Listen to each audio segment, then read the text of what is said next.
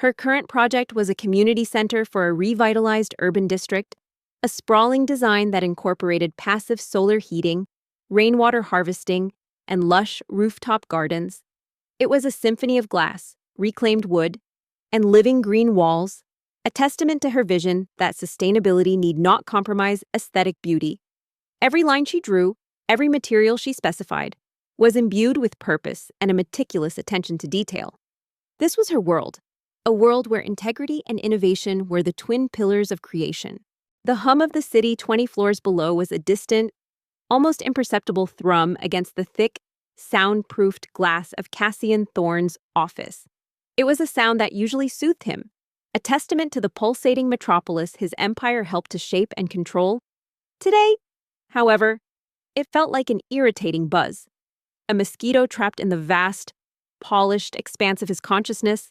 Cassian, a man forged in the crucible of ambition and relentless will, rarely felt irritation unless it was a prelude to a significant problem, or perhaps a significant opportunity he had yet to fully grasp. Vane hesitated. A rare occurrence. "We have a suspect, sir. Head of Advanced Research and Development, Dr. Cherished Thorne. He's been with us for 15 years. A distant relative, as you know." He leaned back in his chair, the supple leather creaking softly under his formidable frame. His gaze, sharp and unyielding as a falcon's, swept across the panoramic view of the city, a sprawling canvas of steel, glass, and human endeavor, all seemingly arrayed beneath the monolithic shadow of Thorne Tower. This was his domain, built not on sentiment or compromise, but on calculated risks, ruthless acquisitions, and an unshakable belief in his own singular vision. Thorne Industries was not merely a corporation, it was a global leviathan, its tentacles reaching into every sector, from advanced technology and sustainable energy to vast real estate portfolios and cutting-edge biopharmaceuticals. Cassian was its undisputed king, ruling with an iron fist sheathed in designer silk. Cassian turned sharply, his eyes narrowing. Cherished Thorne, a brilliant but notoriously ambitious scientist, a man Cassian had personally groomed, showering him with lavish bonuses and unprecedented autonomy. The betrayal was a venomous bite. Eris, why? What could Elias Thorne offer him that I haven't already? His current annoyance stemmed from the thick dossier on his desk, titled Strategic Alliances Personal Integration Proposals, 99 proposals, all meticulously compiled by his ever-efficient chief of staff, a man named Marcus Vane who, despite his quiet demeanor, understood Cassian's mind better than almost anyone. Each dossier represented a potential spouse, carefully vetted for their family's influence, their personal assets, their social standing, and crucially, their ability to further consolidate Thorne Industries' power. And each one, without exception, had been met with Cassian's succinct, unyielding rejection. Zenith offered him a controlling share in a new venture, sir, and more importantly, a platform for his own research without your oversight, Vane replied, his tone carefully neutral. Yet the implication hung heavy in the air. Cassian's oversight, which he viewed as visionary guidance, others might perceive as stifling control. He picked up the topmost file, a glossy photo of a striking woman with patrician features staring back at him, daughter of a powerful European industrialist, impeccable lineage, fluent in 6 languages, a degree from Oxford. On paper, she was perfect.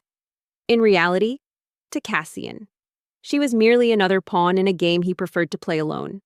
Or at least, without the unpredictable variable of personal entanglement. Too much ambition, too little genuine utility. He'd scribbled in the margin of her summary, a typical Cassian Thorne assessment.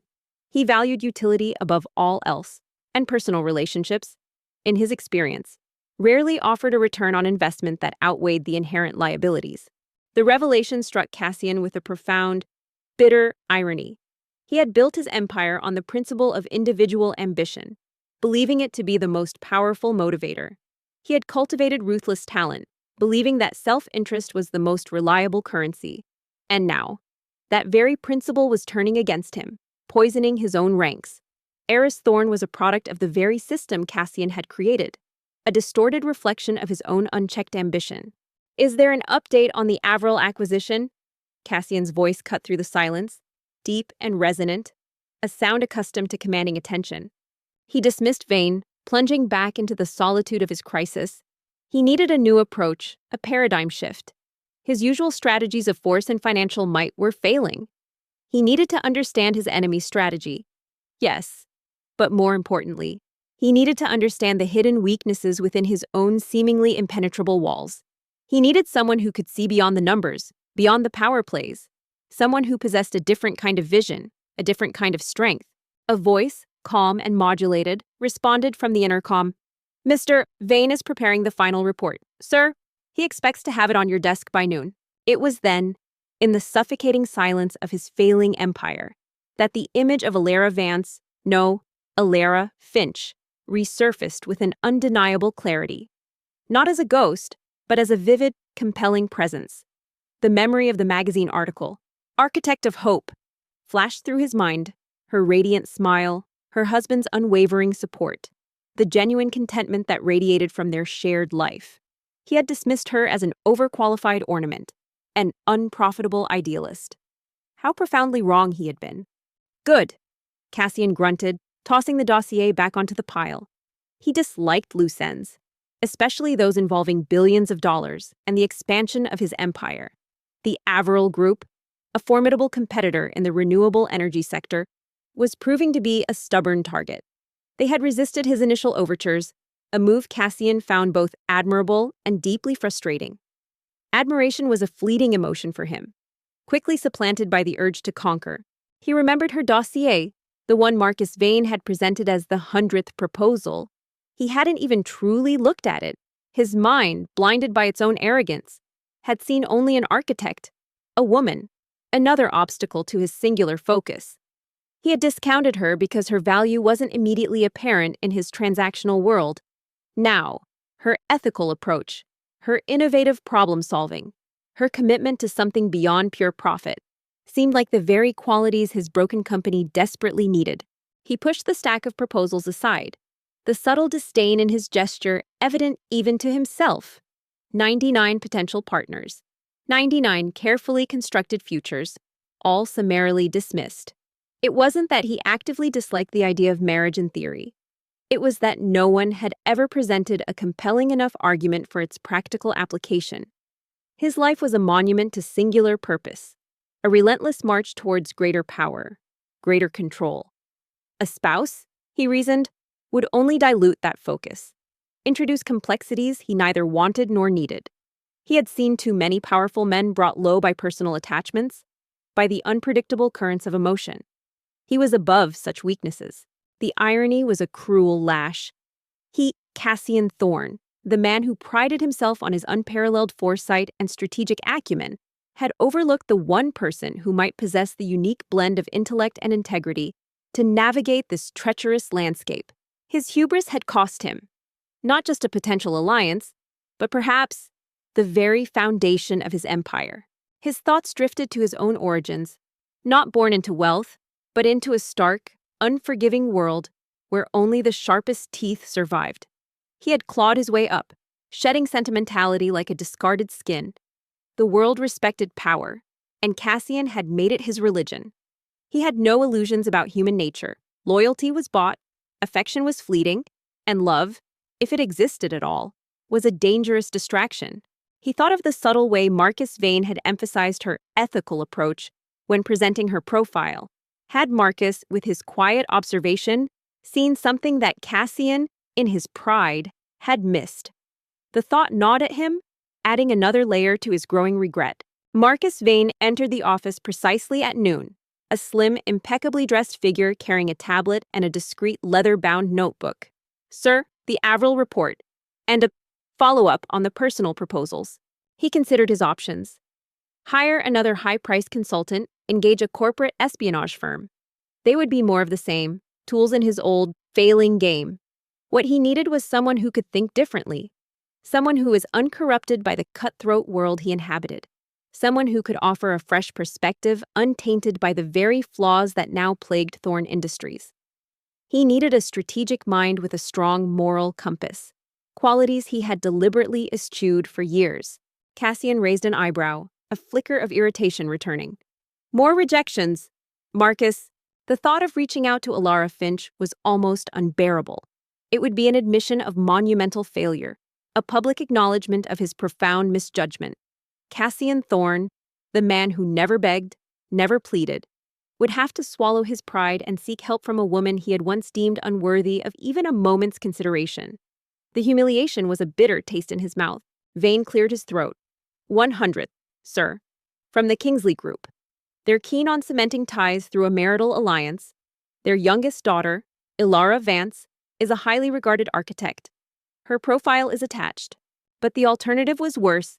The slow, agonizing decline of his empire, the triumph of Elias Thorne, the final, crushing defeat of everything he had built. He was a survivor, a fighter. And if survival meant setting aside his pride, then so be it. Cassian barely glanced at the new dossier Vane placed on top of the pile. Ilara Vance. The name registered vaguely. Another commodity in the vast market of strategic alliances. Her profile? Marcus is likely as irrelevant as the previous 99. Another overqualified ornament. What are her father's assets? He opened his secure browser and began searching. Not for stock reports or market analyses, but for information on Alara Finch, her architectural firm. Vance and Finch Designs quickly appeared.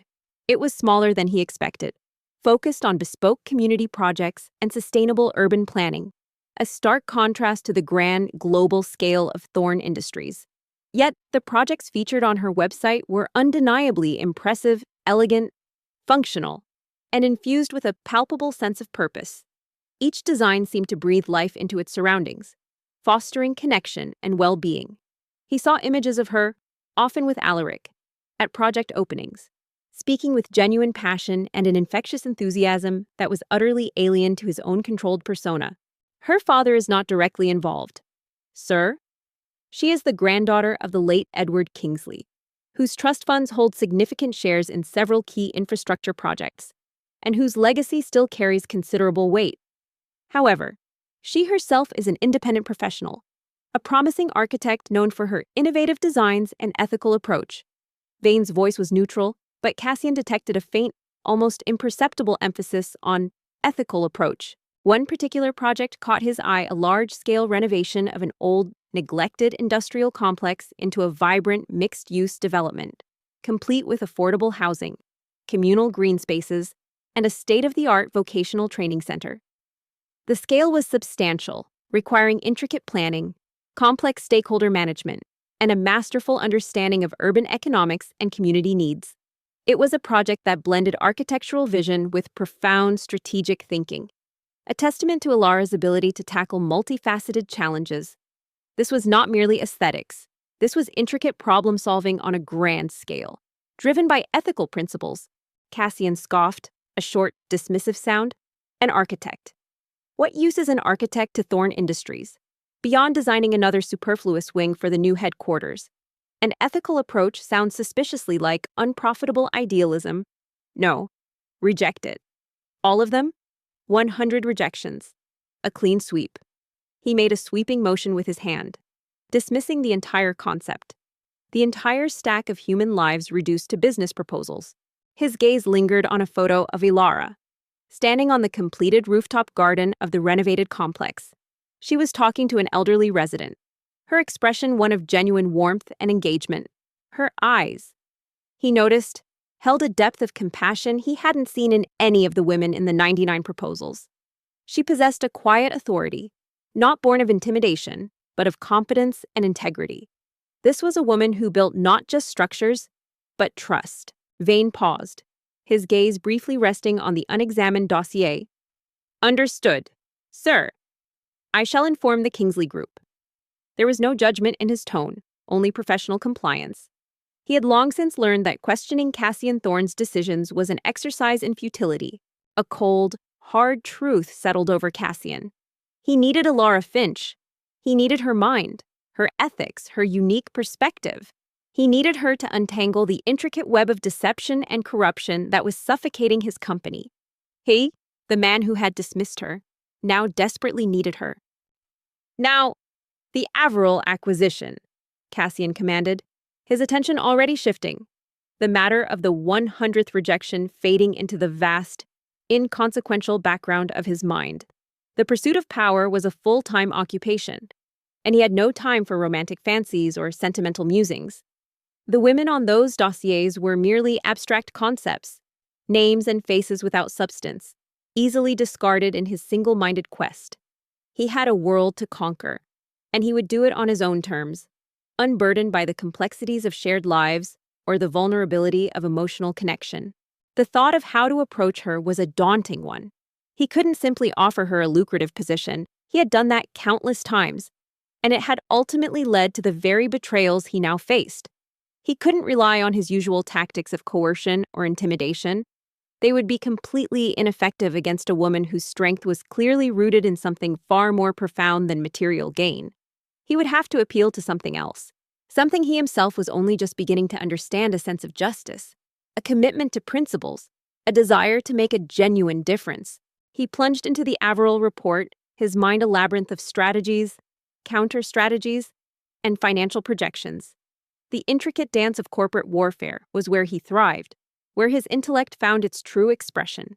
He meticulously dissected market analyses, scrutinized legal loopholes, and identified pressure points.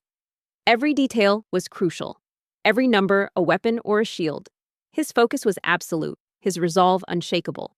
He closed his laptop, the glowing screen reflecting his grim, determined face. The decision, though painful, was made. He would approach Alara Finch. He would lay bare the vulnerability of his empire, something he had never done before. He would ask for her help. The irony was palpable, the regret a constant, bitter companion. He had rejected her out of arrogance. Now, he would seek her out of necessity.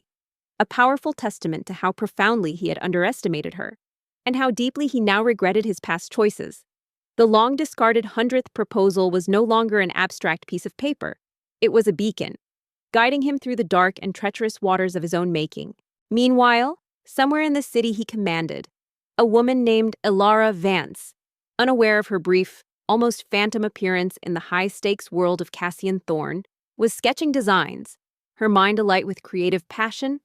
Her world was one of balanced structures, aesthetic harmony, and the quiet satisfaction of bringing visions to life. It was a world entirely antithetical to Cassian's. Yet soon, by an unexpected turn of fate, their paths would intersect again, under very different circumstances.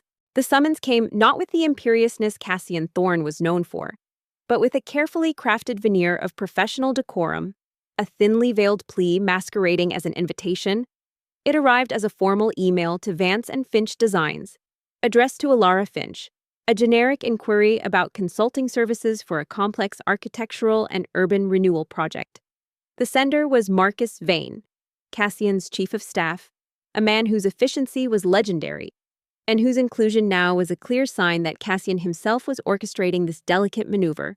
The day progressed, marked by a relentless series of calls, meetings, and directives. Cassian was a whirlwind of activity, his presence dominating every room he entered, every conversation he engaged in. His subordinates moved with a nervous efficiency, acutely aware of his exacting standards and his intolerance for error. He pushed himself and everyone around him to the absolute limit, believing that anything less was a waste of potential, a surrender to mediocrity. Alara read the email in her sunlit conservatory studio, a faint frown creasing her brow. The details were sparse, tantalizingly vague, hinting at a project of immense scale and significant societal impact, but offering no specifics. What truly caught her attention, however, was the name of the client, discreetly embedded in the footer Thorne Industries. By late evening, as the city lights began to twinkle like scattered diamonds below, Cassian finally allowed himself a moment of respite. He stood by the window again, a glass of amber liquid in his hand, the city now a breathtaking panorama of light. He had won another battle today, securing a crucial foothold in the Averill acquisition. The victory, though significant, brought with it the familiar hollow ring of solitary achievement.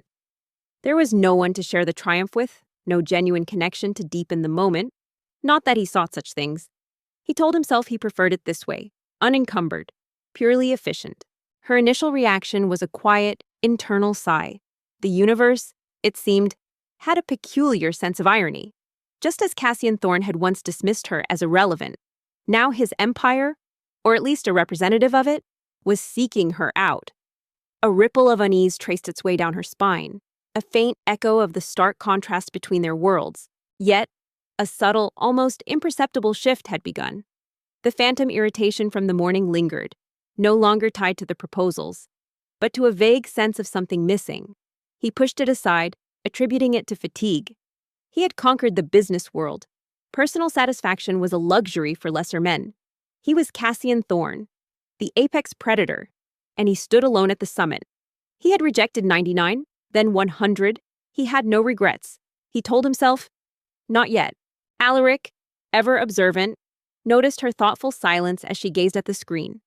He entered the studio, carrying 2 mugs of fragrant coffee. "Something pique your interest, my love?" he asked, his voice soft, as he placed a mug gently beside her. The scent of fresh cedar and the faint metallic tang of blueprint ink were Ilara Vance's perfumes. They clung to her, subtle and natural, defining her professional landscape as precisely as the carefully rendered lines on the expansive drawing board before her. She stood, back straight, shoulders relaxed yet alert, a slender figure whose quiet intensity belied a steel-strong resolve. Her hands, long and graceful, moved with practiced precision across the vellum, adding a delicate crosshatch to a section of a facade. Her brow furrowed in concentration, the late afternoon light, filtered through the tall windows of her studio, cast long shadows across the polished concrete floor, illuminating dust motes dancing in the air like tiny, ephemeral galaxies. Ilara turned, a faint smile touching her lips. "Thorne Industries has sent a consulting inquiry." Ilara was an architect of exceptional talent, a fact acknowledged by the discerning few who truly understood her craft. Her designs were not merely structures. They were dialogues between human need and environmental harmony, elegant solutions to complex problems.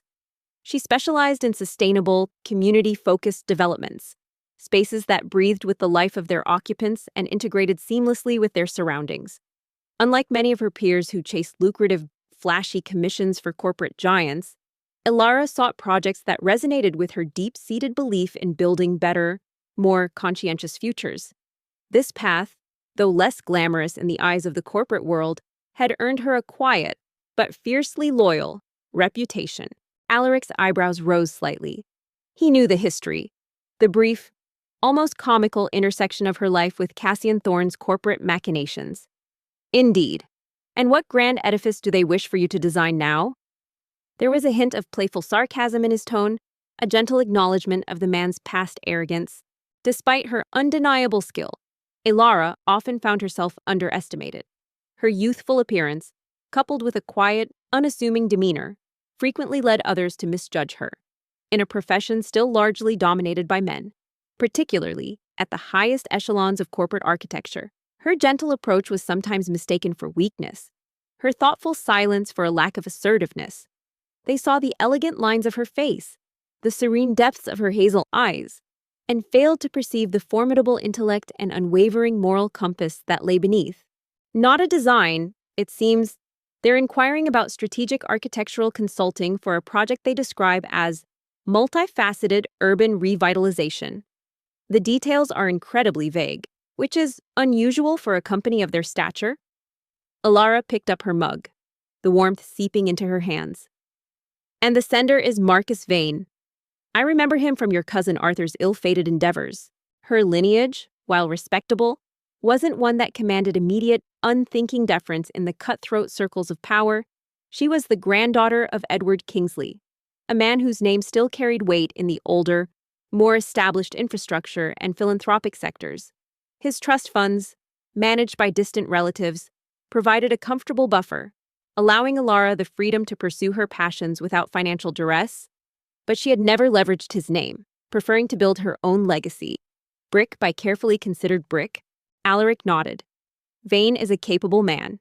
If he is sending the inquiry, it suggests a certain level of desperation, or at least a significant shift in their usual operating procedure. Cassian Thorne rarely delegates anything truly crucial. It was this legacy, however, that had briefly, almost comically, intersected with the orbit of Cassian Thorne.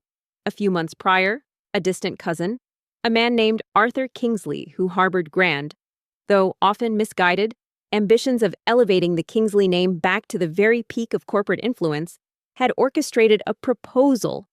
Arthur, through his tenuous connections within the city's elite, had somehow managed to have Ilara's profile included in the endless parade of potential marital alliances presented to Cassian Thorne.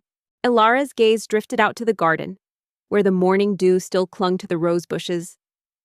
I have no desire to be drawn into that world, Alaric. It's so fundamentally opposed to everything I believe in. Ilara had received the news with a mixture of bemusement and a faint, almost imperceptible pang of unease. Arthur, bursting with self-importance, had called her, his voice a torrent of breathless excitement. Ilara, my dear, this is it, the opportunity of a lifetime. Thorne Industries has expressed interest. Imagine a union between our venerable name and the titan of industry, Cassian Thorne. And yet, Alaric mused, sipping his coffee, a project of multifaceted urban revitalization from Thorne Industries that, in itself, is a fascinating paradox. It suggests a potential shift, or at least an acknowledgement of values they once dismissed. You, my dear, have always believed in the power of design to effect positive change, even in the most challenging of environments. Ilara had listened patiently, her expression unreadable. She knew of Cassian Thorne, of course. Who didn't? His name was synonymous with ruthless efficiency and unparalleled success.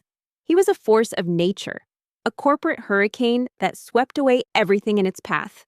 The thought of being tethered to such a man, of becoming another piece in his vast, impersonal game, sent a shiver down her spine. Her ideals, her values, her very way of life were diametrically opposed to everything Cassian Thorne represented.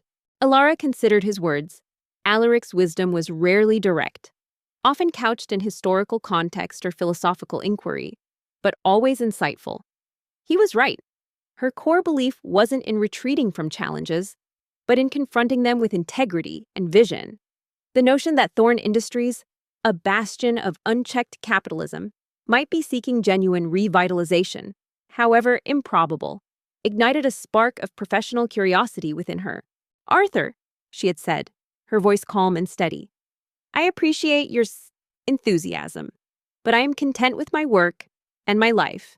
A marriage, especially one based on such transparent machinations, holds no appeal for me.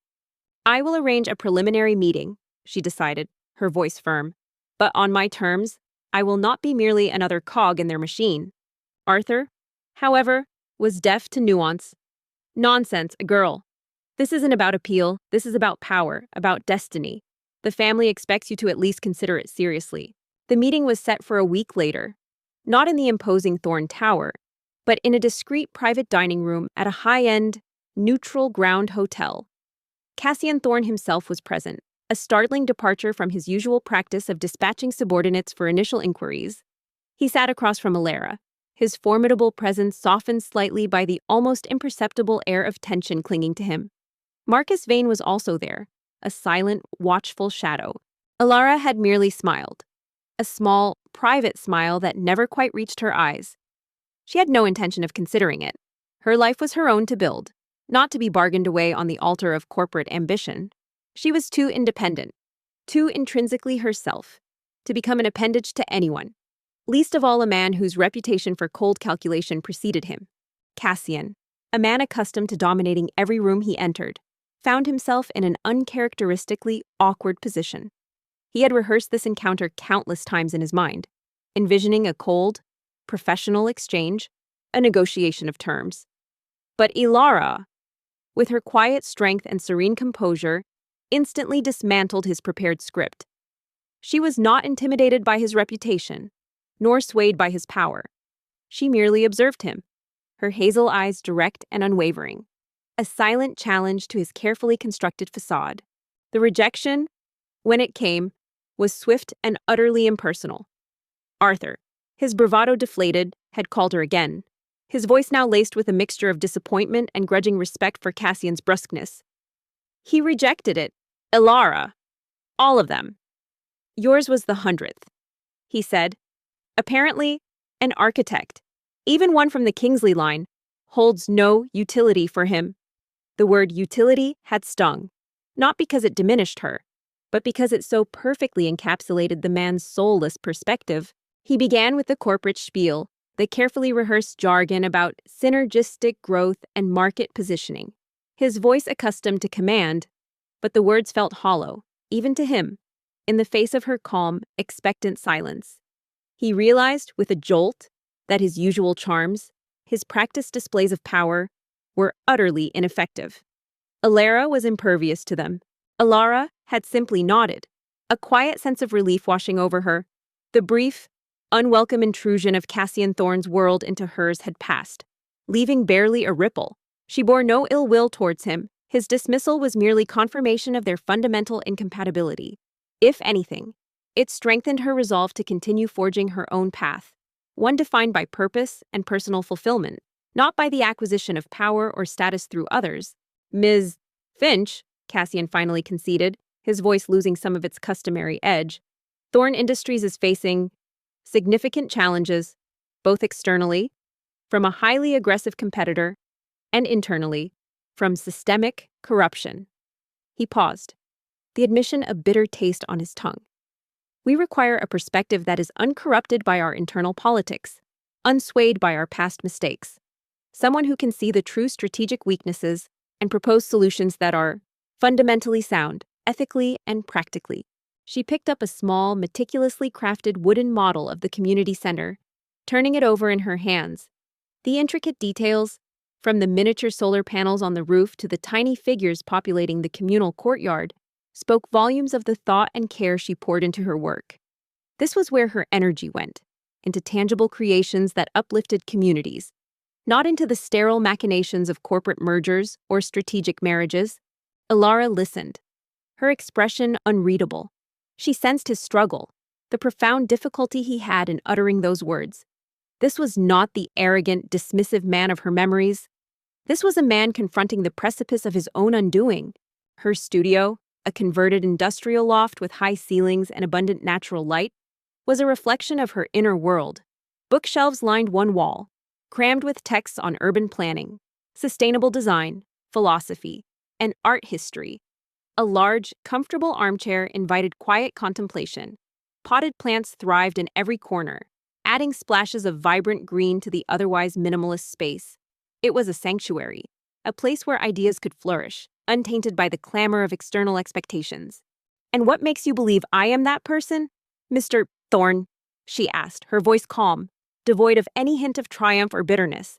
Alara believed fiercely in the power of good design to change lives. She had witnessed firsthand the transformative effect a well-planned, thoughtfully constructed space could have on a neighborhood, fostering connection, inspiring creativity, and promoting well-being.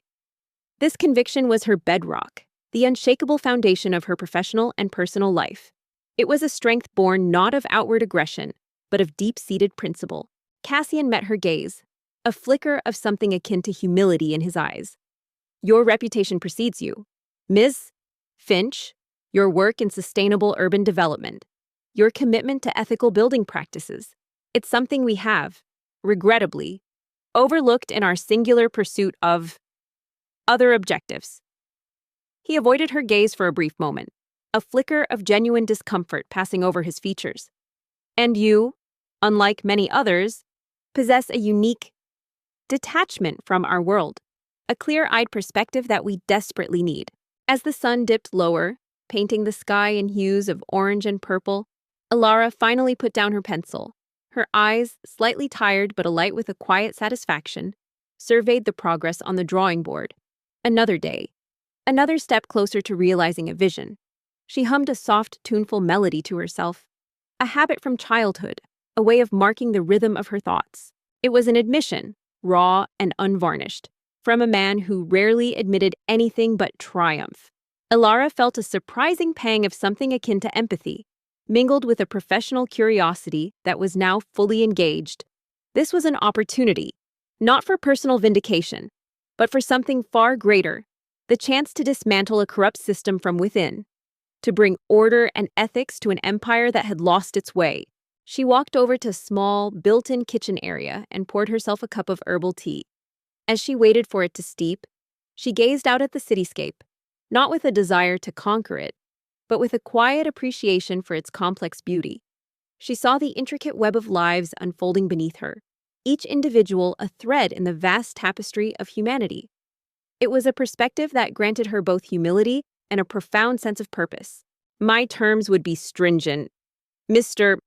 Thorne, Alara stated, her voice firm, asserting her control over the nascent conversation.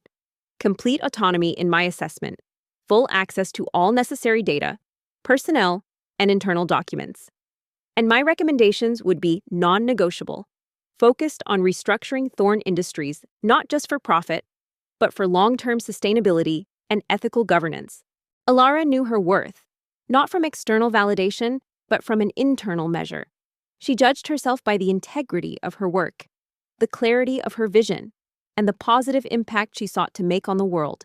This self-possession was her true power, a quiet strength that had weathered the casual dismissals of men like Cassian Thorne and would continue to guide her through whatever challenges lay ahead.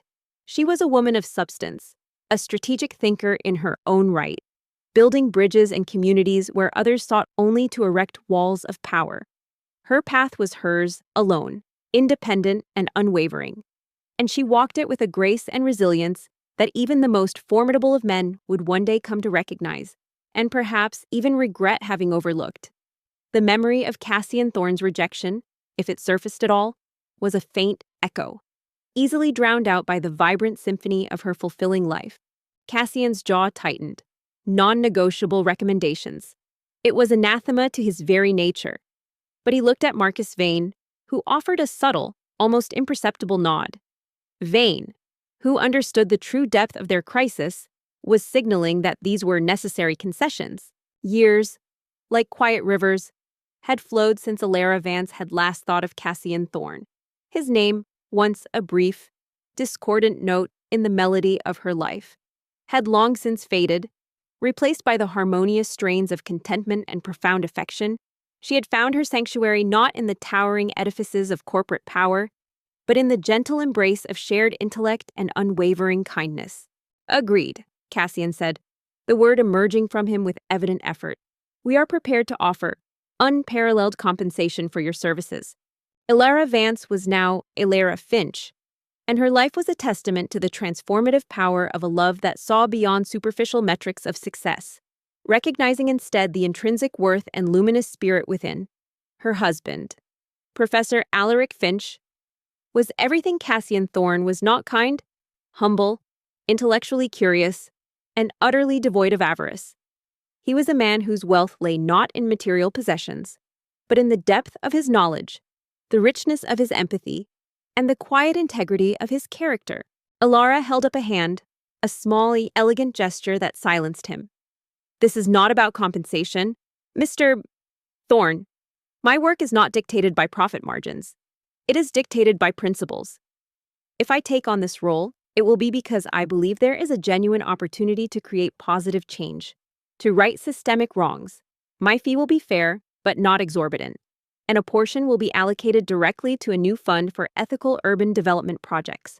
Alaric was a celebrated historian specializing in ancient civilizations, his mind a vast archive of human endeavor and folly. He taught at a prestigious university, his lectures renowned for their clarity, wit, and ability to ignite a passion for the past in his students. His office, unlike Cassian's stark, minimalist temple of power, was a warm, inviting labyrinth of books, manuscripts, and eclectic artifacts.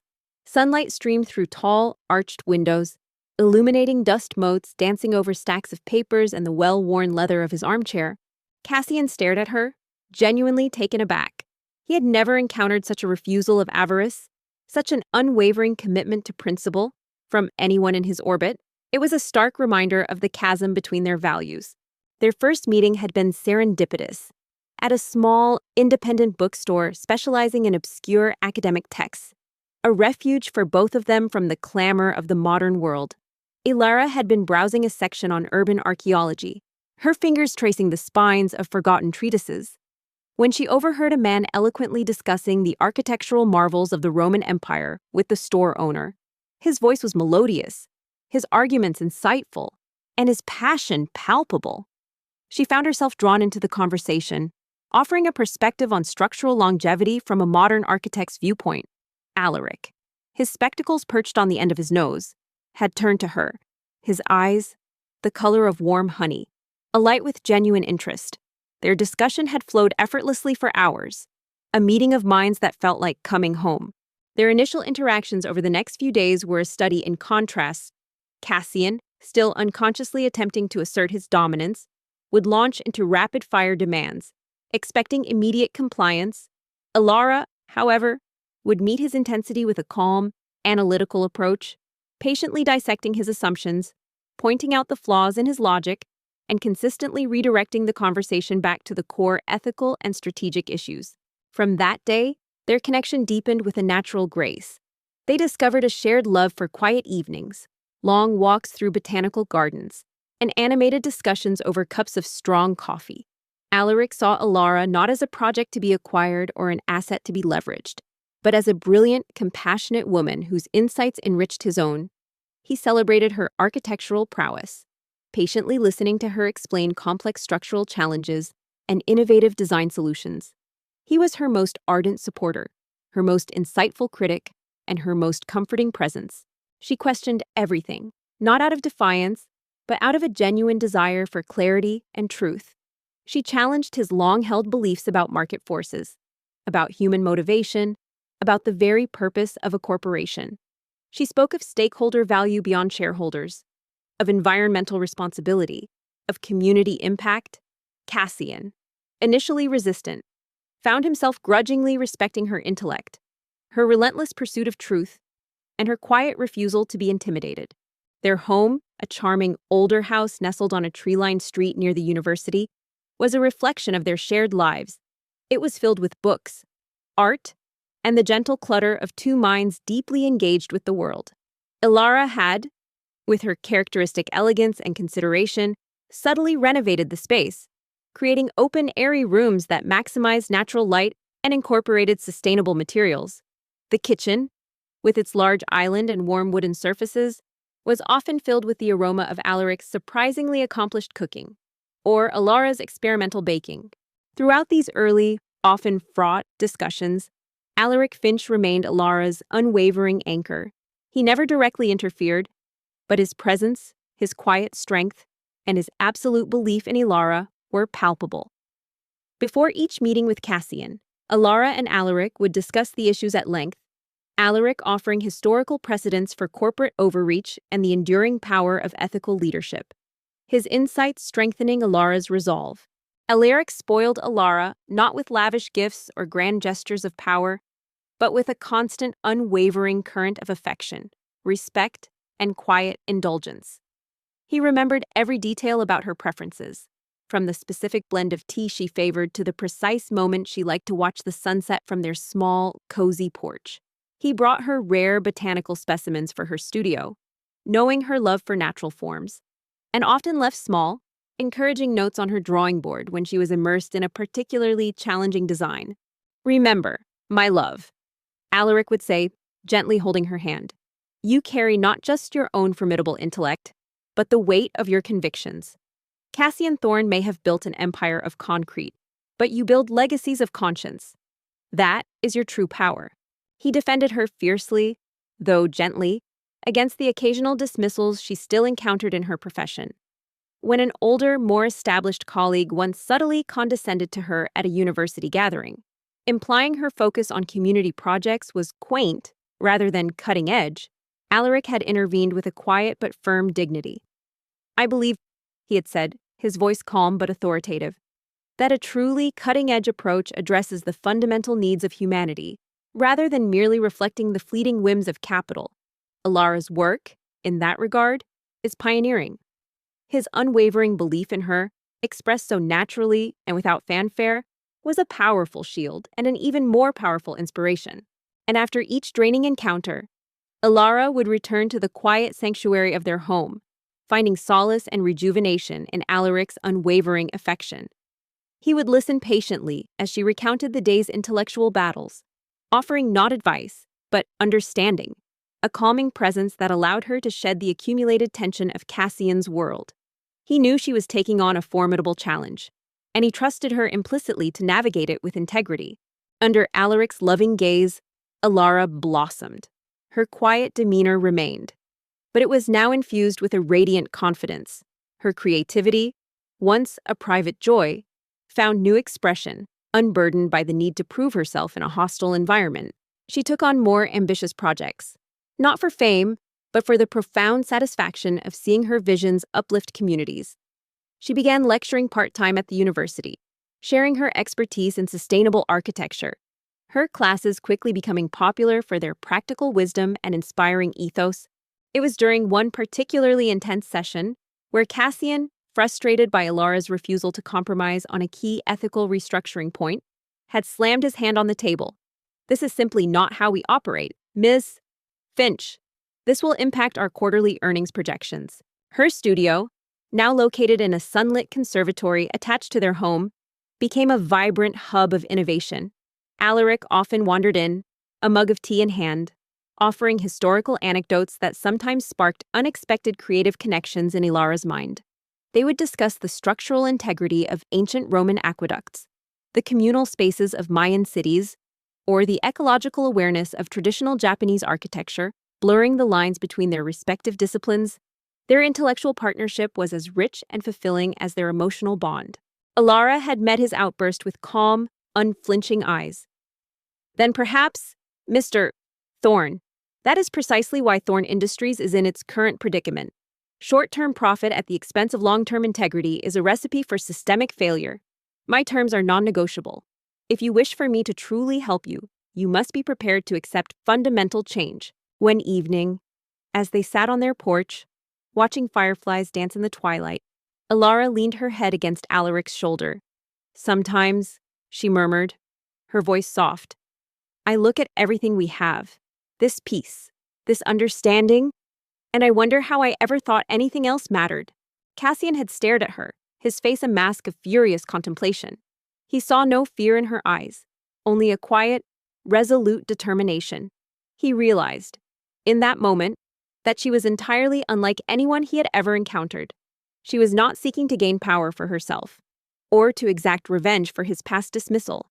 She was driven by an unwavering moral compass, by a belief in justice and the opportunity to make a difference that transcended his narrow, transactional world. Alaric gently stroked her hair. "The world often tries to convince us that power and acquisition are the only measures of success, my dear. But true richness, I believe, lies in connection, in shared purpose, and in the quiet joy of being truly seen and appreciated." He paused, his gaze thoughtful. "You, Alara, are a masterpiece of all three. Your vision extends beyond brick and mortar, reaching into the very soul of community. It's a privilege to witness, and an even greater one to share your journey." He thought of Elias Thorne, his ruthless rival, and the crumbling edifice of his own empire. He had to choose cling to his old, failing ways, or embrace the uncomfortable and challenging path Alara offered. The choice, though agonizing to his pride, was clear. His words, simple and heartfelt, resonated deeply within her. She knew, without a shadow of a doubt, that she had made the right choice. Her life with Alaric was not a grand narrative of corporate conquest or public adulation, but a profound and deeply satisfying epic of mutual respect, intellectual companionship, and unconditional love. She was genuinely spoiled, not in the materialistic sense, but in the most meaningful way, cherished, understood, and encouraged to be her truest, most brilliant self. "Very well, Ms. Finch," Cassian finally conceded, his voice low, a note of genuine resignation in it. "Your terms are accepted. You have my full cooperation. Now, tell me, how do we begin to dismantle this rot?" The memory of Cassian Thorne's rejection, if it ever surfaced, was now a distant, almost comical anecdote, a stark reminder of the narrow-mindedness of a world she had wisely chosen to depart from. She harbored no bitterness, only a quiet gratitude that fate had steered her away from a path of cold ambition and towards the warmth of genuine connection. She had built her own empire, not of steel and glass in a sprawling city, but of love, intellect, and purpose, a sanctuary where her spirit thrived. And in this gentle kingdom, she reigned supreme, beloved by her devoted professor, and utterly, unequivocally content. Ilara smiled, a faint, knowing smile that illuminated her face. It was a smile of purpose, not of victory. We begin, Mr. Thorne, by shining a light into every dark corner. We identify the truth, no matter how uncomfortable. And then we rebuild, not with fear, but with integrity as our foundation. The relentless churn of global finance rarely paused, and neither did Cassian Thorne. Days bled into weeks, weeks into months, each marked by another strategic victory, another acquisition, another expansion of Thorne Industries' already formidable reach. His life remained a meticulously calibrated machine, every cog and lever designed for optimal performance in the ruthless pursuit of power. He was, by all objective measures, at the pinnacle of his chosen world, a titan whose very name evoked respect, fear, and reluctant admiration. Yet, an insidious, almost imperceptible fissure had begun to form in the polished edifice of his self-assurance. Cassian watched her, a strange mixture of awe and regret swirling within him. He had once rejected this woman, the 100th proposal, deeming her useless in his pursuit of power. Now, he was entrusting the fate of his empire to her, driven not by profit, but by a desperate need for the very ethical approach he had once scorned. The irony was a bitter, yet undeniably a potent, lesson in humility. He had sown the seeds of his own downfall. And now, it was Ilara, the architect of hope, who held the blueprint for his potential salvation. It wasn't a crack born of failure, for failure was a concept Cassian rarely entertained. It was, instead, a subtle erosion, a creeping emptiness that gnawed at the edges of his triumphs. He would close a deal worth billions, the financial world buzzing with his brilliance, only to find the champagne on his tongue tasting faintly of ash, the quiet of his penthouse apartment amplifying a hollow resonance within him. The adrenaline rush was fleeting, the satisfaction ephemeral. Ilara Finch entered Thorne Industries not as an employee, but as an independent entity, a moral compass navigating a labyrinth of amorality. Her status was not that of a subordinate, but a strategic consultant, bringing a vision that extended far beyond balance sheets and quarterly profits. By her side, though invisible to the corporate world's eyes, was the silent yet steadfast support of Professor Alaric Finch. Their evening conversations, rich with history and philosophy, provided Ilara not just emotional solace, but also the intellectual framework to confront the intricate challenges she was about to face. He started noticing things, small, inconsequential details that, to his usually hyper-focused mind, felt like static in a perfectly tuned transmission. He saw a junior analyst in the lobby, hand intertwined with another, a shared smile that seemed to radiate a genuine warmth he recognized, yet couldn't quite place within his own experience. He overheard laughter, unforced and unrestrained, emanating from a small cafe across the street, and felt a strange, almost alien tug of curiosity. These moments, like faint echoes from a world he didn't inhabit, began to accumulate, chipping away at his carefully constructed indifference. Her first order of business was an assessment, exhaustive and unsparing. She demanded unfettered access to every document, every department, and every personnel file. Cassian Thorne, despite his ingrained instincts against such transparency, complied. He had learned that compromise with Ilara was not a sign of weakness, but a painful necessity. His social media feeds, usually curated for economic indicators and industry news, occasionally threw up images of a different kind, colleagues, acquaintances, even distant business rivals, pictured with their families, at celebrations, in moments of unguarded joy. They weren't just powerful, they seemed, in those fleeting glimpses, to be content. Cassian dismissed it as superficial posturing, a performative display for public consumption. Yet the images persisted, planting seeds of doubt in the fertile ground of his solitude. Ilara began with a meticulousness that Cassian could only coldly admire in others. She didn't just examine financial figures. She delved into decision-making processes, supply chain systems, partner contracts, and even the internal dynamics of various teams. She met with employees at every level, from senior executives to long-serving frontline staff, listening with keen attention to the concerns, grievances, and vital insights that Cassian, in his relentless pursuit of power, had either dismissed or simply overlooked. Then came the incident with the Sterling Corporation, A meticulously planned strategic alliance, years in the making, designed to give Thorne Industries an insurmountable advantage in the burgeoning deep-sea mining sector. Cassian had invested immense personal capital and corporate resources into securing this partnership. He had navigated treacherous political waters, outmaneuvered competitors, and even made a few calculated concessions he usually wouldn't tolerate. The deal was set, the contracts drafted, the celebratory press release prepared. Corruption isn't just about embezzling money. Mr. Thorne, she told him during an initial briefing session, her eyes unwavering on his. It is the erosion of trust, the distortion of purpose, and it has permeated your organization on multiple levels. But at the 11th hour, Sterling's CEO, a man Cassian considered a staunch, if temporary, ally, unexpectedly pulled out. The reason, delivered with an almost apologetic firmness, was personal. His wife, suffering from a sudden debilitating illness, required his full attention. He could not, in good conscience, commit to such a demanding venture while his family was in crisis. Cassian listened, his expression a carefully constructed mask concealing a simmering fury and a burgeoning shame. His arrogance, once an impenetrable shield, was now fracturing under the unforgiving light of truth. Ilara was exposing not just Thorne Industries' decay, but the flaws in his own leadership style. She wasn't accusatory, she simply presented facts. Letting the truth speak for itself, Cassian had been incandescent with rage. He had stormed, he had threatened, he had deployed every weapon in his formidable arsenal of corporate intimidation. But Sterling's CEO, usually a man of steely resolve, remained unyielding. Some things, Cassian, he had said, his voice quiet but firm over the secure line, are more important than profit, more important than power. Perhaps, one day, you will understand that.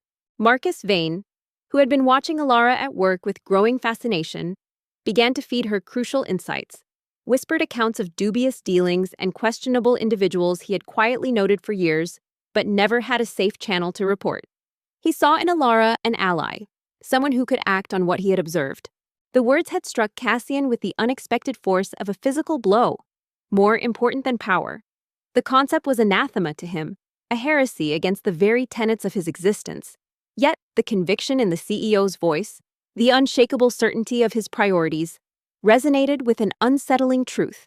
Cassian had witnessed the man's uncharacteristic vulnerability, his genuine distress. And in that moment, for the first time in a very long time, he felt a flicker of something akin to envy. Not for the man's family crisis, but for the unwavering moral compass that guided his choices, the depth of connection that superseded even the most lucrative of deals. As Ilara's investigation progressed, the layers of corruption and sabotage began to peel away. She uncovered a sophisticated network of senior executives who had been covertly feeding proprietary information to Zenith Holdings, driven by a combination of personal greed and deep-seated resentment towards Cassian's autocratic approach. Bribes, secret agreements, and backroom deals were ingrained in critical aspects of the company's operations. Dr. Eris Thorne, the head of R&D, was revealed as one of the chief orchestrators, not just for personal gain, but for a silent vendetta against Cassian, who he felt had stifled his talent. The Sterling debacle cost Thorne Industries billions in lost opportunities and eroded market confidence. It was a rare, undeniable setback, one that forced Cassian to confront the limitations of his transactional approach. He had built an empire, but had he built a foundation? Where were his loyal allies when the storm hit? He realized, with a chilling clarity, that the people he had gathered around him, the ones he had cultivated and rewarded, were primarily mercenaries, their loyalty tied to their self-interest, a mirror reflection of his own ethos. Ilara also unearthed evidence of coordinated smear campaigns by Zenith Holdings, designed to discredit Thorne Industries and manipulate public opinion. Elias Thorne was more than just a competitor. He was a saboteur, willing to dismantle an entire organization to pick up its fragments. It was during this period of introspection, a rare and uncomfortable state for him, that Ilara Vance began to resurface in his consciousness. Not immediately, not directly, but as a ghost in the periphery. An unanswered question. He had been reviewing old records for potential partnerships, a desperate search for new blood, new ideas to invigorate Thorne Industries after the Sterling blow. An archived email chain caught his eye. A summary of rejected personal integration proposals, a fleeting memory of Marcus Vane mentioning the 100th, and an architect. One of Alara's most disturbing findings involved the manipulation of safety standards in several of Thorn Industries' renewable energy projects to cut costs. While Cassian had not directly ordered these actions, the environment he had fostered, where profit was prioritized above all else, had allowed such malpractices to take root. This was a moral vulnerability that Zenith Holdings had ruthlessly targeted in their undermining campaigns, eroding public trust in Thorn Industries. He found the file, Alara Vance. Her photograph, tucked away at the back of the slim dossier, was surprisingly vivid. Not the posed, stiff image of a corporate hopeful, but a more candid shot, perhaps taken from a public profile or an industry award ceremony. She was smiling, a genuine, understated smile that reached her eyes, reflecting a quiet confidence, an inner light. It was the same quality he had glimpsed in the junior analyst, in the laughter from the cafe. When Alara presented these findings to Cassian, he was not merely furious. He was profoundly wounded. It was a personal betrayal of his vision, a defilement of the empire he had built with his own blood and sweat. But more than that, he began to realize that his own blind spots had allowed this to fester. He remembered Marcus's description, a promising architect known for her innovative designs and ethical approach. At the time, he had scoffed. Now, the words held a different weight. Ethical approach, loyalty, integrity. Concepts he had dismissed as liabilities now seemed like rare, valuable commodities. He recalled his own dismissive comment, "What use is an architect?" And ethical approach sounds suspiciously like unprofitable idealism. The arrogance of that judgment, the narrowness of his perspective, now struck him with a pang of something he couldn't quite articulate. "You created a culture where loyalty was bought, not earned, Mr. Thorne," Alara told him, the truth in her words undeniable. And in such an environment, everyone has a price. Zenith Holdings simply offered a better one to the disgruntled. Then, by chance, or perhaps the subtle machinations of a world he was only beginning to truly see, he saw her again, a feature in a prominent lifestyle magazine, not a business publication, but one known for its profiles of individuals making a significant impact in their communities. The article was titled, "Architect of Hope Alara Finch's Vision for Sustainable Living." Cassian sat motionless, his arrogance shattered, his self-regard lacerated. He had believed in his power, in his control. Now, he saw how utterly helpless he had been against the shadows he had permitted to exist. He had underestimated not only Alara, but also the complex nature of human relationships. Alara Finch, she had married. A reluctant, difficult alliance began to form between them. Cassian, who was accustomed to issuing commands, now found himself listening, learning. Alara, with Alaric's quiet guidance, outlined a multifaceted strategy. It involved not only exposing Zenith Holdings and its network of internal spies, but also restructuring Thorn Industries from within, rebuilding it on a foundation of ethics and transparency. The magazine lay open on his immense, polished desk, an unwelcome intrusion into his fortress of ambition. The accompanying photographs were more than just images. They were windows into a life he had unwittingly, arrogantly dismissed. There she was, Alara, standing beside a gentle-looking man, Professor Alaric Finch. Their hands were clasped, a natural, unforced gesture of affection. They were pictured in a sun-drenched, book-filled home, then walking through a vibrant community garden she had designed. Then again, laughing together over a shared meal. "We must isolate the traitors," Alara explained. "But we must also restore the faith of those who are loyal. And that requires genuine change, not just cosmetic adjustments." Her face, no longer simply striking or patrician, as the rejected proposals had described, was radiant. There was a profound serenity in her eyes, a quiet joy that seemed to emanate from deep within. The article spoke of her groundbreaking work, her dedication to underprivileged communities, her innovative use of sustainable materials, and her husband's unwavering support and admiration. "Professor Finch often says," the article quoted Alaric, "that Alara builds not just structures, but legacies of kindness and foresight." Cassian initially bristled at aspects of the plan that involved publicly acknowledging Thorn Industries' wrongdoings. "That will undermine us," he protested. A sharp, almost physical sensation pierced Cassian's chest. It wasn't pain, not exactly, but a strange, unsettling tightness. Regret. He slowly realized, a bitter, unwelcome taste in his mouth. He had seen a dossier, dismissed a name, an overqualified ornament, a woman whose utility was deemed negligible in his ruthless calculus of power. And in doing so, he had overlooked a profound, authentic happiness, a life built on values he was only now beginning to dimly comprehend. "It will demonstrate your strength, Mr. Thorn," Alara countered, calmly. "It will show that you are willing to face the truth, however uncomfortable. True strength lies in the ability to adapt and to correct." He looked at the photograph of Alara and Alaric again. Their smiles genuine, their connection palpable. They looked truly content, truly loved, truly spoiled in the truest sense of the word.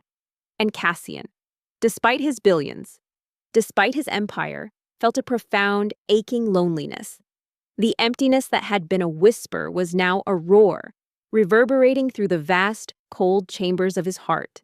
Alaric, through his conversations with Alara, had reinforced this perspective. He had cited examples of ancient empires that collapsed not because of external attacks, but because of internal rot and a refusal to adapt. History teaches us that transparency, however painful, is often the only path to long-term survival. "Alara," he had told her. Cassian stared out at the city, its vastness now seeming to mock his dwindling control. 18%, billions of dollars. More importantly, his meticulously crafted image of invincibility was crumbling. "And the internal investigation? Marcus. Have you identified the source of the leaks?" With Alaric's unwavering support and Marcus Vane's quiet belief in Alara, Cassian began to shift. He didn't transform into a different man overnight, but the seeds of humility had been sown. He started to see Alara not just as a brilliant strategist, but as an embodiment of integrity that he had overlooked for too long. He saw how she treated people with respect, how she listened to the marginalized, how she built alliances based on trust, not fear. He regretted it. He regretted his arrogance, his tunnel vision, his casual dismissal of a woman who clearly possessed qualities he was only now realizing he desperately lacked in his own life and, perhaps, even in his failing corporate structure. The image of Alara, vibrant and content, became an insistent phantom in his thoughts, a constant, unsettling counterpoint to the hollow victories of his solitary reign. He had rejected 99. He had rejected the 100th. And now, the 100th, thriving in a world he had disdained, was subtly, relentlessly haunting him. Though tension still existed, a grudging respect had formed between Cassian and Alara. He was still a man of power, but he was now beginning to understand the power of ethical principles. He realized that she was not pursuing power or vengeance, but justice. And that was something even Cassian Thorn could not deny he had missed in his own empire. The edifice of Thorn Industries, once thought impregnable, began to show the faintest hairline fractures, cracks, imperceptible to the casual observer, but glaringly evident to its architect and, more ominously, to its burgeoning adversaries. Cassian Thorn, accustomed to orchestrating crises rather than enduring them, found himself in an unfamiliar and profoundly uncomfortable position on the defensive. They worked relentlessly, together mapping out a detailed plan to expose Zenith Holdings and re-establish Thorn Industries. Alara highlighted Elias Thorn's strategic weaknesses, the blind spots stemming from his own arrogance and short-term profit focus. Cassian, with his intimate knowledge of the market and its players, added a ruthless pragmatism to Alara's plans. The first tremor came from a rival corporation, a shadowy entity known as Zenith Holdings, led by a man named Elias Thorn, no relation. Yet Elias's very name seemed a cruel mockery, a dark echo of Cassian's own ambition. Elias was a predator, cut from similar cloth as Cassian, but perhaps with even fewer moral constraints. A man whose smile never quite reached his cold, calculating eyes. Zenith Holdings had, until recently, been a secondary player in the global market, known more for aggressive, often ethically dubious, ventures than for true innovation.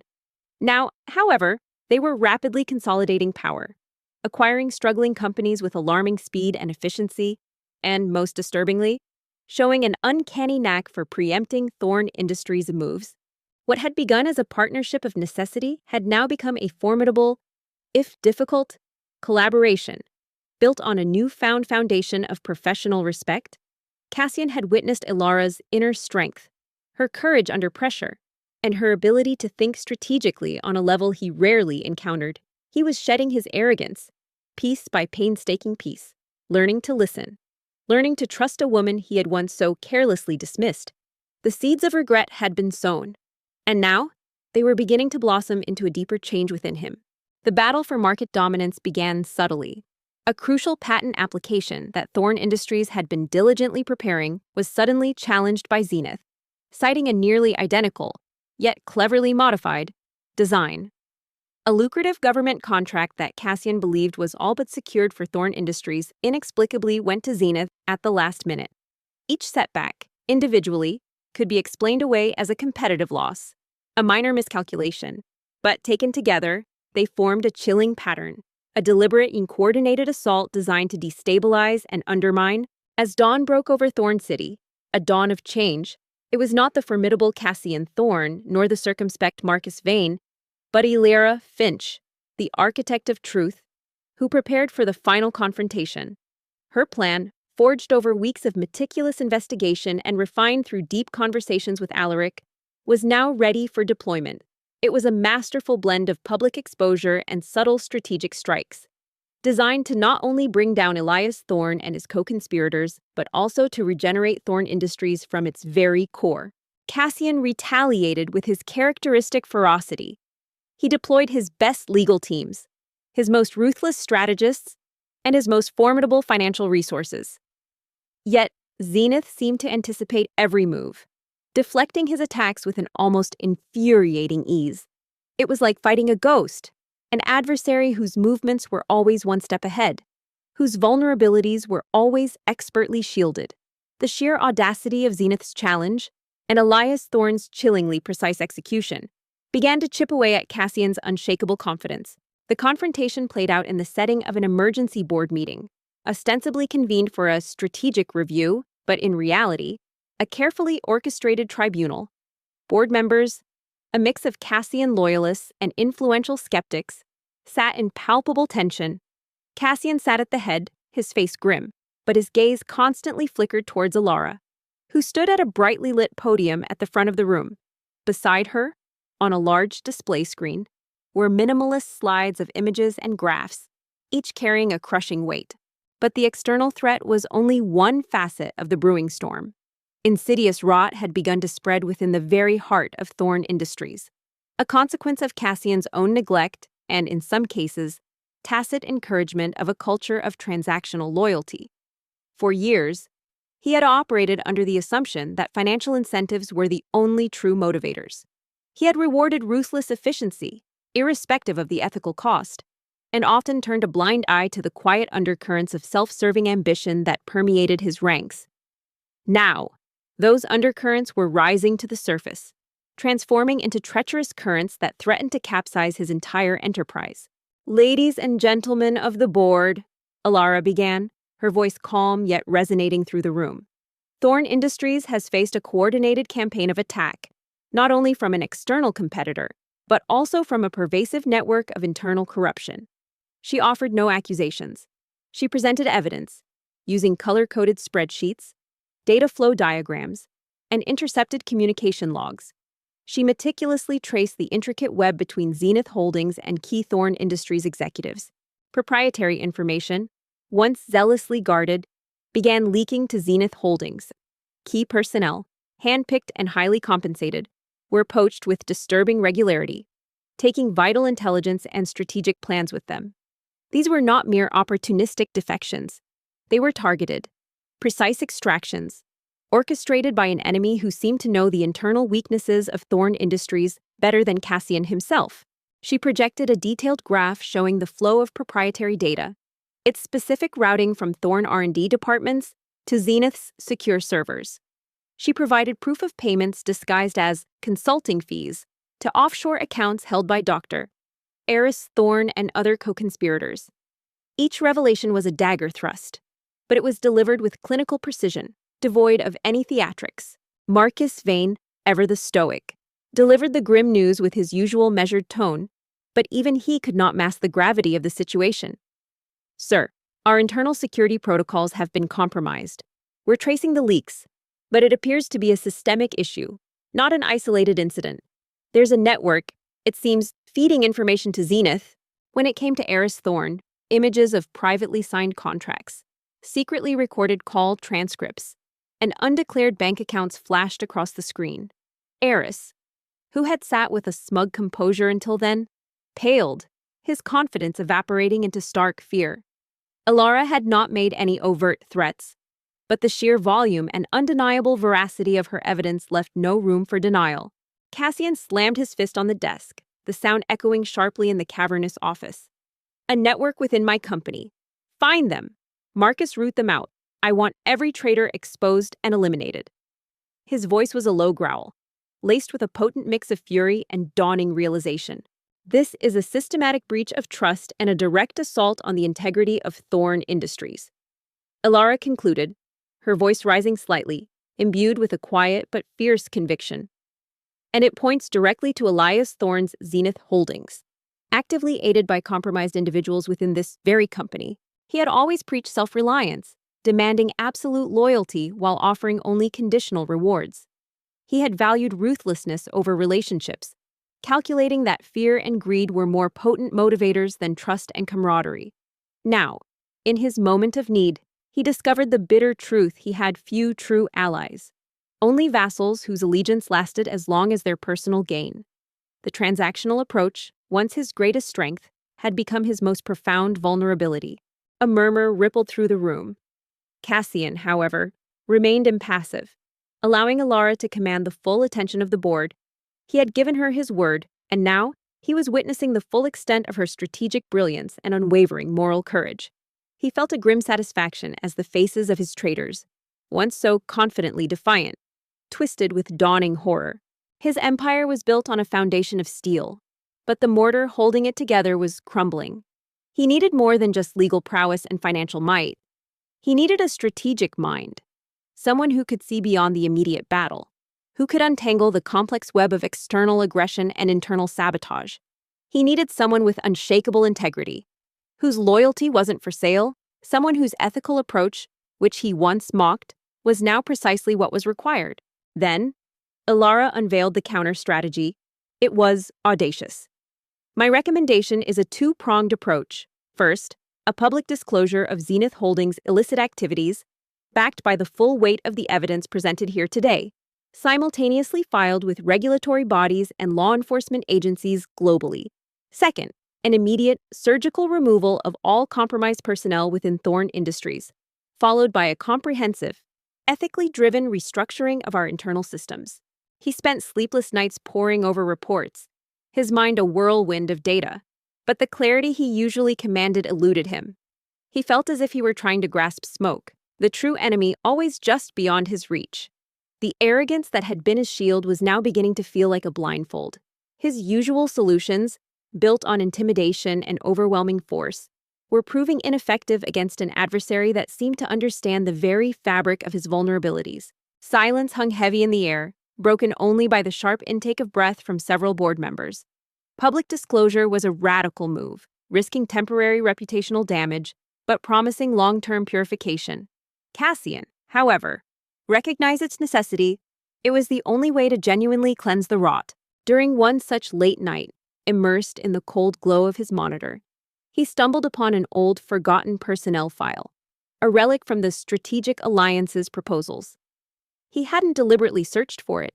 It seemed to manifest from the depths of the archive as if by some perverse, ironic twist of fate. "This plan," Cassian stated, his voice cutting through the tension, "has my full support. Alara Finch has proven, beyond any doubt, the extent of the betrayal we have suffered and the only viable path forward. The cost of inaction is far greater than the cost of this decisive action." He looked directly at the implicated executives, his eyes burning with cold fury. "Justice will be served." Alara Vance, with Cassian's backing, the board, swayed by the irrefutable evidence and the sheer force of Alara's logic, voted unanimously to adopt her plan. Within hours, the legal and regulatory filings were made. Simultaneously, a pre-prepared press release, drafted by Alara and Marcus Vane, went live, detailing Zenith Holdings' illicit activities and Thorne Industries' commitment to transparency and ethical reform. The corporate world erupted. Her profile, which he had so dismissively cast aside as the 100th rejection, now stood in stark relief against the backdrop of his mounting crisis. He scrolled through it, his eyes scanning words he had barely glanced at before. Exceptional analytical skills. Proven track record in complex project management. Unwavering commitment to ethical standards. Innovative problem solver. And then, the phrase that Marcus Vane had emphasized and Cassian had sneered at, ethical approach. Elias Thorne, caught completely off guard, found his empire crumbling around him. The coordinated legal actions, the public outcry fueled by Thorne Industries' candid revelations, and the immediate freezing of Zenith's assets paralyzed his operations. His network of collaborators, exposed and facing severe legal repercussions, quickly turned on him, offering testimony in exchange for leniency. Elias, the predator, became the prey, his arrogance finally leading to his spectacular downfall. At the time, those words had been a red flag, signaling a potential lack of the cutthroat pragmatism he valued. Now, they were a beacon, illuminating the very qualities his crumbling empire desperately needed. He remembered the faint, almost imperceptible emphasis in Marcus's voice. Had Marcus seen something then that Cassian, in his hubris, had been blind to? Within Thorne Industries, the surgical removal was swift and merciless. Dr. Eris Thorne and his co-conspirators were escorted from the premises, their access revoked, their careers in ruins. The shockwaves reverberated through the company, a stark message that the old ways of transactional loyalty and unchecked ambition would no longer be tolerated. He paused on the photograph again. Alara, smiling, not the forced, almost predatory smiles of the corporate world, but a genuine, quiet expression of contentment. He remembered the magazine article, the images of her with her husband, the professor. Architect of hope. The article had called her kindness, foresight. These were not traits he had ever sought in his associates. Yet the sterling CEO's words echoed in his mind. Some things are more important than profit, more important than power. In the aftermath, Cassian sought Alara in her temporary office, a space now devoid of the clutter of investigations, ready for the next phase. He stood at the threshold, a rare, hesitant figure. The contrast between her world and his own became agonizingly clear. He had rejected her for her perceived lack of utility in his grand scheme of power. He had sought only those who could immediately contribute to his financial dominance, overlooking the deeper, more profound strengths of character. And now, the very qualities he had dismissed as unprofitable idealism were precisely the ones that seemed capable of stemming the tide of corruption and cunning that threatened to engulf him. "Ms. Finch," he began, his voice gravelly, "you have saved my company. You have brought down an enemy I underestimated, and you have exposed a rot I foolishly allowed to fester." He paused, meeting her gaze. "I regret my past dismissals, my arrogance. I regret not seeing your true worth when it was presented to me. You are a truly exceptional strategist and a woman of unshakable integrity." The thought of reaching out to her, of admitting his profound misjudgment, was a bitter pill to swallow. Cassian Thorne, the man who never apologized, never conceded, never sought help, found himself contemplating an act of desperate humility. His pride, once an impenetrable shield, was now a cumbersome weight, threatening to drag him down into the corporate abyss. Alara met his gaze, a faint, understanding smile on her lips. "I acted on principle, Mr. Thorne, for justice, not for personal gain or retribution." He closed the file, the name Alara Vance resonating in his mind. He didn't understand why, but her image, her profile, her story had become intrinsically linked to the solution he so desperately sought. It was an unexplainable pull, a subconscious recognition that the answers to his current predicament lay not in more aggression, but in something fundamentally different, something he had deliberately cast aside. "I know," Cassian responded, a hint of genuine humility in his tone. And that, perhaps, is the most profound lesson you have taught me." He looked at her, then away, then back again, a complex swirl of emotions in his eyes. He saw the strength, the intelligence, the quiet compassion he had once so carelessly rejected. He saw the vibrant life she had built for herself, the genuine happiness she exuded, and he felt a pang, sharp and undeniable, of what he had lost, of the path not taken. The empire he had built, stone by ruthless stone, was shaking, and as the cracks widened, Cassian Thorne, for the first time in his life, felt a chilling tremor of fear. He needed a miracle, a strategic genius, a moral compass. And in his darkest hour, his mind, against all his ingrained instincts, inexplicably turned to the woman he had so carelessly rejected. The memory of her ethical approach, of her quiet strength, became a persistent echo, a faint but growing hope in the gathering darkness. He had to find a way to navigate this treacherous landscape, and suddenly, the path seemed to lead directly back to a past he thought he had irrevocably shut the door on. The thought of her, the one who had chosen a gentle professor and found true happiness, now held an ironic, almost painful, allure. He, the man who had rejected all, was now considering seeking aid from the very person he had deemed worthless. He knew, with absolute certainty, that their paths, though powerfully intertwined in this battle for justice, would not merge personally. He had made his choices, and she had made hers. He had chased power and dominion, while she had built a life on love and purpose. He had been offered the 100th proposal, a woman who could have been his ally, his equal, his genuine partner, and he had rejected her out of sheer, unthinking arrogance.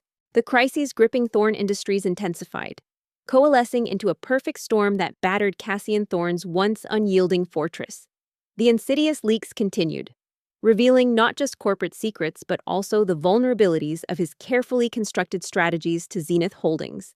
Elias Thorne, the rival CEO, seemed to anticipate every countermeasure, every legal maneuver, every strategic pivot Cassian attempted.